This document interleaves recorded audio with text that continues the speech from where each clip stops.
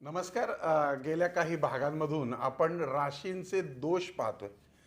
तुमचे दोष दाखवणं हा हेतू नाही आहे, परंतु आपल्या जीवनात काही बदल केले तर आपण एक आनंदी जीवन जगू शकतो आणि आपल्या जीवनामध्ये चांगले मार्ग आपल्याला सापडू शकतात. आज आपण पाहूया धनु राशीचे दोष आणि त्याचं निराकरण काय. म्हणजे माणसाने जर स्वभाव बदलला तर जीवन दिशा बदलते. धनुरास ही गुरुच्या आधिपत्याखाली येते आणि गुरु म्हणजे ज्ञान, धर्म, तत्वज्ञान, प्रामाणिकपणा आणि विस्तार. त्यामुळे धनुराशीचे लोक मुळातच चांगल्या हेतूचे, प्रामाणिक, सत्यप्रिय, उच्च विचारांचे असतात. मात्र प्रत्येक राशीसारखेच धनुराशीलाही काही स्वभावदोष असतात आणि हे दोष ओळखले नाहीत तर तेच गुण हळूहळू अडचणीचं कारण बनतात. पुन्हा सांगतो, हा जे मी बोलतोय हे दोष दाखवण्यासाठी नाही, तर दोष ओळखून त्यावर उपाय करून जीवन सुधारण्यासाठी आहे. सगळ्यात पहिला दोष आहे तो म्हणजे अतिस्पष्ट वक्तेपणा. मनात जे आहे ते डायरेक्ट बोलून टाकता तुम्ही लोक आणि मग तुम्ही म्हणता मी काय खोटं बोलत नाही, मग चूक काय. पण सत्य सांगण्याची जर पद्धत चुकीची असेल तर समोरच्याच्या मनाला दुखापत होते. याचा परिणाम काय होतो? नाती तुटतात, लोक दुरावतात आणि हा माणूस उद्धट आहे असा समज होतो.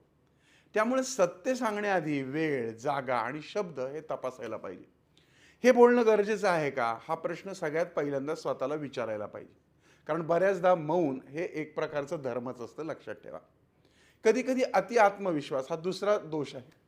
धनुराशीचे लोक बुद्धिमान असतात, पण कधी कधी हा आत्मविश्वास मलाच सगळं कळतं अशा अहंकारात बदलतो आणि अर्थात परिणाम म्हणून सल्ला स्वीकारत नाहीत, चुकूनही तुम्ही माफी मागत नाही आणि मग त्यामुळं लोकांचं सहकार्य तुम्हाला कमी मिळतं. त्यामुळं मीही चुकू शकते ही जाणीव तुम्ही ठेवा. लहानांकडूनही शिकण्याची तयारी ठेवा.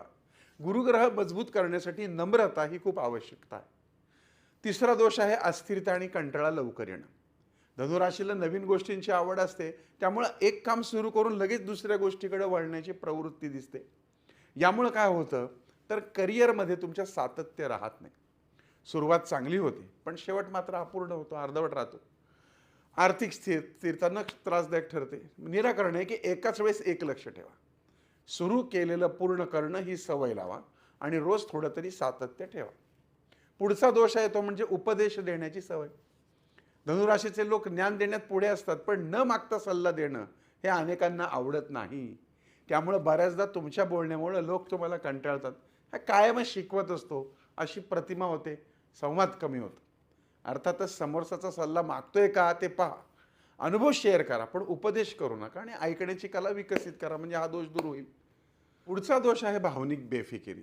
तुम्ही नेहमी तत्वज्ञानात राहता पण भावना समजून घेण्यामध्ये तुम्ही कमी पडता. परिणाम काय होतो तर जोडीदार, तुमच्याबरोबरचं जे कुटुंब आहे ते दुखावतं आणि त्यांना वाटतं की ह्यांना भावना नाही. नात्यांमध्ये दुरावा निर्माण होतो. आता ह्याचं निराकरण म्हणजे काय तर समोरच्याच्या भावनांना देखील महत्त्व द्या. मला कसं वाटतं एवढंच नाही, तर त्याला कसं वाटतं हेही पहा. प्रेम व्यक्त करण्याची सवय लावा.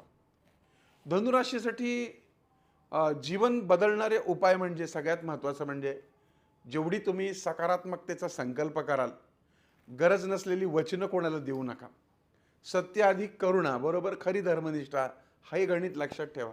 आणि अहंकार नाही तर मार्गदर्शन हा गुरुग्रहाचा खरा गुण आहे हे लक्षात ठेवा. धनुराशींच्या मंडळींना इतरांसाठी अतिशय करायची सवय असते. हे करत असताना नेहमी समोरच्याला असं वाटतं की हा आमच्यासाठी एवढं का बरं करतो, आणि तुम्हाला त्याच्याकडून अपेक्षा असते की त्यानं तुमच्यासाठी थोडंफार तरी करावं, आणि ते जेव्हा होत नाही तेव्हा तुम्हाला खूप दुःख होतं. त्यामुळं कोणासाठी किती करायचं, कोणासाठी किती प्रमाणात करायचं हे तुम्हाला ठरवणं गरजेचं आहे.